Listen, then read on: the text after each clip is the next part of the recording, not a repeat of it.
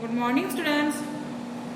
Today we see the third chapter. Chapter name is Fiber to Fabrics. In this video lecture, we studied these 3 points: variety in fabric, fibers, and some plant fibers. So discuss these 3 points one by one.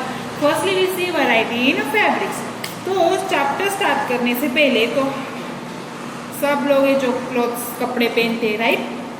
हम बहुत छोटे रहते तो इसकी वजह से हमें मालूम नहीं रहता है कौन से फैब्रिक को क्या बोलते हैं, कौन सा कॉटन है, कौन सा सिल्क है, हमें कुछ मालूम नहीं रहता है। तो वैसे ही आपके जैसे पहेली एंड बुजो नाम के बच्चे थे, उनको साइंस क्विज में प्राइज मिलता है उनके स्कूल में। तो वो सोचते हैं कि अब हमें जो प्राइज मनी मिला है उससे हम हमारे मम्मी पापा को क्लोथ्स लेते हैं, ओके? हमारे पेरेंट्स को क्लोथ्स खरीदते हैं। तो वो बहुत बड़े शॉप में जाते हैं, लेकिन उनको वहाँ पे बहुत सारे क्लॉथ मटेरियल्स दिखते हैं और वो क्लॉथ मटेरियल देख के वो हो जाते हैं कंफ्यूज। तो वो कंफ्यूज होने के बाद उनको शॉपकीपर एक्सप्लेन करता है वो कौन सा फाइबर है, कौन सा कॉटन है, कौन सा सिंथेटिक है। तो वो वहाँ पे मफलर्स देखते हैं, कुछ सिल्क शॉल देखते हैं, कुछ सिल्क साड़ीज देखते हैं। तो वो देखने के बाद उनको थोड़ा सा एक्साइटमेंट आ जाता है, तो वो उनके पेरेंट्स के लिए मफलर लेते हैं एंड एक कॉटन साड़ी भी लेते हैं, ओके? तो वो उस शॉप को विजिट करने के बाद वो नोटिस करते हैं कि हमारे आजू बाजू में बहुत सारे फाइबर्स है, बहुत सारे फैब्रिक्स है, बहुत सारे कॉटन के कपड़े हैं, हमें कुछ तो नहीं मालूम है। तो वो उन्होंने उसके बाद देखा बेडशीट है, ब्लैंकेट्स है, कर्टन्स है, टेबल क्लॉथ्स, टॉवेल्स, डस्टर्स है, वो सब सारे फैब्रिक्स बहुत अलग अलग चीज़ों से बनते हैं। उन्होंने स्कूल बैग को भी देखा, गनी बैग्स को भी देखा। तो वो अब सोचते हैं कि हम उस फैब्रिक्स को आइडेंटिफाई कर सकते हैं कि नहीं, वो ऐसा सोच रहे होते, राइट? तो हम भी जब शॉप में जाते हैं तो हम भी बहुत सारा कंफ्यूज हो जाते हैं कि ये कौन सा कपड़ा है, ये कौन सा फैब्रिक है, हमें तो कुछ समझ में नहीं आता है, राइट? तो अब हम उसको कैसे पहचानेंगे? तो हमें उसको देखना है वैरायटी इन फैब्रिक्स। तो उसके लिए आपको एक पहले एक्टिविटी करनी है। क्या एक्टिविटी करनी है? आपके आजू बाजू में, आपके अगल बगल में एक टेलरिंग शॉप अगर होता है तो उसमें आपको जाना है, टेलरिंग शॉप में, और वहाँ जाके क्या करना है? सिर्फ जब वो वेस्टेज मटेरियल उन्होंने कट करके फेंका रहता है ना, उसको आपको थोड़ा थोड़ा कलेक्ट करना है, ओके? कलेक्ट करने के बाद उस टेलर की हेल्प से आपको उस फैब्रिक को नाम देना है, उस पे नाम लिखना है, जैसे कि कॉटन, सिल्क, ऊन, सिंथेटिक, ऐसे नाम आपको लिखना है, ओके? तो आपको समझ में आएगा कि यार फैब्रिक्स कैसे मेड करते, उसको बहुत सारे फैब्रिक्स पीसेस जो है वो बहुत सारे अलग अलग डिफरेंट फैब्रिक्स हमारे आजू बाजू में रहते, ओके? तो अब हम देखते पहला फैब्रिक कौन सा है? कॉटन। हम उसको ऐसे स्टडी करेंगे, ओके, वन बाय वन। तो पहले आपको एक पीसेस कॉटन पीस को सिलेक्ट करना है। जब आपने ऊपर की एक्टिविटी की कि नहीं, टेलर के पास जाके आपने कॉटन का जो पीस लाया है उसको आपको लेना है, ओके? लेने के बाद उसके जो कॉर्नर है उस कॉर्नर में से, उसको एज में से आपको एक थ्रेड को बाहर निकालना है। आपके एक उंगली की हेल्प से उसको आपको बाहर खींचना है। अगर उंगली से वो बाहर नहीं आता है तो आपको निडल या पिन की हेल्प से उसको बाहर खींचना है, और आप देख सकेंगे उसको खींचने के बाद आपको टेबल पे रखना है, फिर एक को निकालना है, फिर टेबल पे रखना है। तो आपको उसमें से क्या समझ में आएगा कि जो फैब्रिक वो बनाते हैं तो उसको आपको वन बाय वन अरेंज करके वो सिर्फ कॉटन के पीस को या कॉटन के फैब्रिक को वो बनाते हैं, ओके? समझ में आ गया? उसके बाद हमें देखना है फाइबर देखने के लिए, उसके लिए भी आपको एक एक्टिविटी करनी है।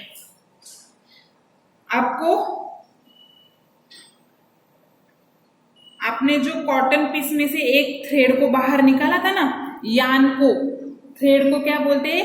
यार्न।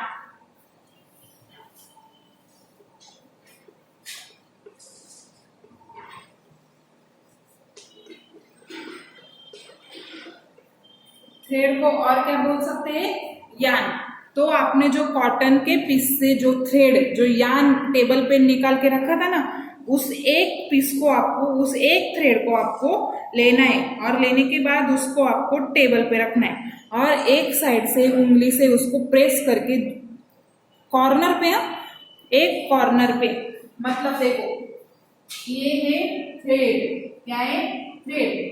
टेबल पे रख के इस एज को आपको उंगली से दबाना है और उंगली को दबाने के बाद इस एज से आपको उसको खींचना है, दूसरी एज से आपको उसको खींचना है और खींचने के बाद थंब की मदद से स्क्रैच करेंगे, उस पे क्या करेंगे? स्क्रैच।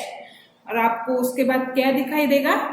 जो थ्रेड है उस पे जो हमारे बाल पे स्प्लिट आती है कि नहीं, वैसे ही उस थ्रेड पे स्प्लिट्स आ रहे होंगे।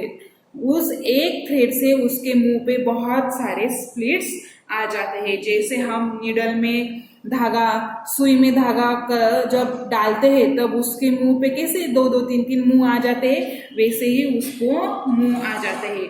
Okay, the thin strands of a thread that we see are made up of still thinner strand called fibres. जो एक धागे से आगे आप मुंह पे 2-3 मुंह निकलते हैं तो वो बारीक जो धागा रहता है ना, उस धागे को क्या बोलते हैं? फाइबर बोलते हैं। क्या बोलते हैं? फाइबर बोलते हैं। ओके, तो वो फैब्रिक्स जो रहता है वो किससे बनता है? यार्न से बनता है। यार्न जो है वो फाइबर से बनता है। समझ में आ गया? अब देखो, हमने फाइबर तो समझ लिया, फाइबर क्या है, लेकिन उस फाइबर में भी बहुत सारे अलग अलग टाइप रहते हैं। तो कौन से टाइप से? Cotton, jute, silk and wool. Cotton, jute, silk and wool.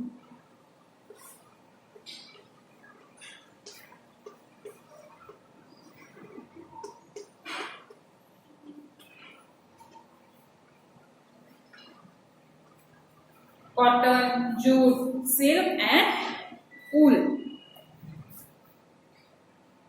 अब ये फैब्रिक्स तो हमने सुने, लेकिन ये फैब्रिक्स कहाँ से आते हैं? ये बनते हैं प्लांट से एंड एनिमल से। कहाँ से बनते हैं? प्लांट से एंड एनिमल से बनते हैं। तो उस फाइबर्स को क्या बोलते हैं? Natural fibres. ये सब क्या है?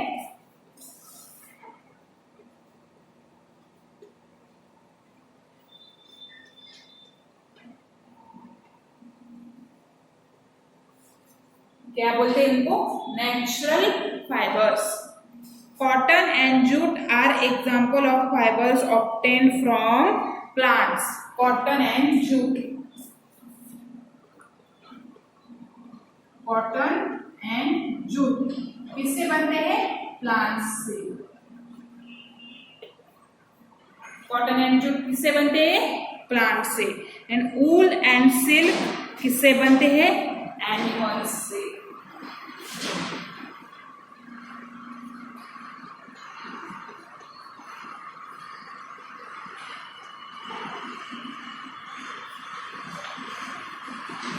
वूल एंड सिल्क किससे बनते हैं? एनिमल से बनते हैं। समझ में आ गया? अब आप सोच रहे होंगे कि एनिमल्स से कैसे बनते हैं, लेकिन आपने कभी गोट या शिप को देखा है? उनके ऊपर हेयर्स रहते हैं। ओके, तो वो हेयर्स को निकालने के बाद उससे हम वूल या सिल्क बनाते हैं। और वैसे ही रैबिट के जो हेयर्स है, या याक के जो हेयर्स है, या कैमल के भी हेयर से हम वूल एंड सिल्क बना सकते हैं। ओके, अब देखो 1000 ईयर से हमें एक ही फैब्रिक्स अवेलेबल है। ओके, वो केमिकल से बनाया जा सकता है। केमिकल सब्सटेंस से हम उसको बनाते हैं। Which are not obtain from plants and animal. Plants and animal से वो बनता नहीं है, वो सिर्फ केमिकल सब्सटेंस से बनता है। उस फाइबर को क्या बोलते हैं? Synthetic fibre. क्या बोलते हैं? Synthetic fibre.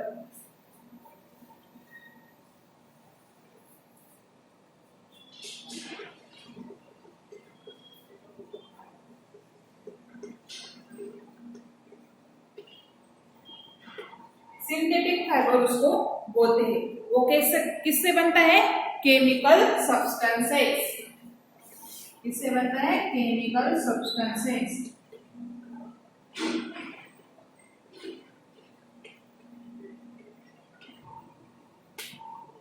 ओके, तो इसका एग्जांपल क्या है? फॉर एग्जांपल कौन से फाइबर्स है जो केमिकल सब्सटेंसेस से बोलते हैं? Polyester, nylon and acrylic. Example क्या है? Polyester, nylon and acrylic etcetera. ये जो फाइबर है वो सिंथेटिक फाइबर है। समझ में आ गया? तो अब हमें देखना है some plant fibres. Plant fibres हमने देखा कि प्लांट्स एंड एनिमल्स से फाइबर्स हम बना सकते हैं। तो प्लांट फाइबर्स जो है उसमें कौन से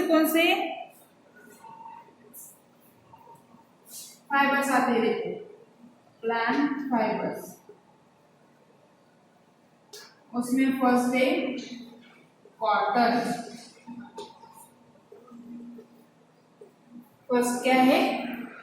कॉटन। अब मुझे बताओ, कभी आपने दिया तो जलाया होगा, दिया लगाया होगा गॉड के सामने। दीपावली जब आते हैं तब हम ऑयल लैंप लगाते हैं, तो उसमें हम विक जो बनाते हैं वो किससे बनी रहती है? कॉटन से बनी रहती है। ओके, वैसे ही हमारे जो मैट्रेसेस रहते हैं, हमारे जो पिलो रहते हैं, उसमें भी क्या रहता है? कॉटन रहता है। तो वो कॉटन है, वो कॉटन कहाँ से आता है? कभी आपने देखा है, सोचा है? वो आता है फील्ड से। उसकी फील्ड बनाई जाती है, खेती की जाती है, वो खेती में उगाया जाता है। ओके, तो उसको उगाने के लिए हमें चाहिए होती है black soil and warm climate. वो उसी ही जगह पे कॉटन की खेती की जाती है। अब कॉटन की जो खेती आपने कभी देखी है क्या? देखते हैं, जब देखेंगे तो उसमें आपको फ्रूट्स पहले नजर आएंगे। उस फ्रूट को क्या बोलते हैं? कॉटन बॉल्स बोलते हैं। क्या बोलते हैं? Cotton balls. उसकी साइज लेमन की तरह रहती है। किसकी तरह? लेमन की तरह। कुछ समय के बाद वो जो बॉल्स है वो ओपन हो जाते, बर्स्ट, फूट जाते और ओपन हो जाते, एंड उसमें से कॉटन बाहर निकल कर आता है। ओके, पूरी खेती से कॉटन अगर निकल कर आता है तो वो कैसे लगता है हमें? जैसे पूरे स्नो, बर्फ की तरह वो खेती हमें दिखाई देती है। Okay, from this ball cotton is usually picked by hand. और खेती करते समय उसको जब हम तोड़ते हैं, निकालते हैं, तो वो हम हैंड से ही करते हैं। कैसे करते हैं? हैंड से। Fibres are then separated by the seed. Fibre जो सीड रहती है एंड जो फाइबर रहता है उसको हम अलग करते, सेपरेट करते। तो वो पूरी प्रोसेस को हम क्या बोलते हैं? गिनिंग बोलते। क्या बोलते हैं? Ginning process. ये प्रोसेस है वो पहले हाथ से की जाती थी। अब इन दिनों में मशीन का भी इस्तेमाल करते हैं, मशीन को भी यूज कर सकते। समझ में आया? कॉटन कैसे निकालते, कॉटन फाइबर जो है वो कैसे हमें मिलता है। उसके बाद देखना है दूसरा प्लांट फाइबर है जूट। कौन सा है? जूट। कॉटन तो हमें फील्ड से मिलता है। किससे मिलता है? फील्ड। और जो जूट है वो हमें जूट प्लांट के स्टीम से मिलता है।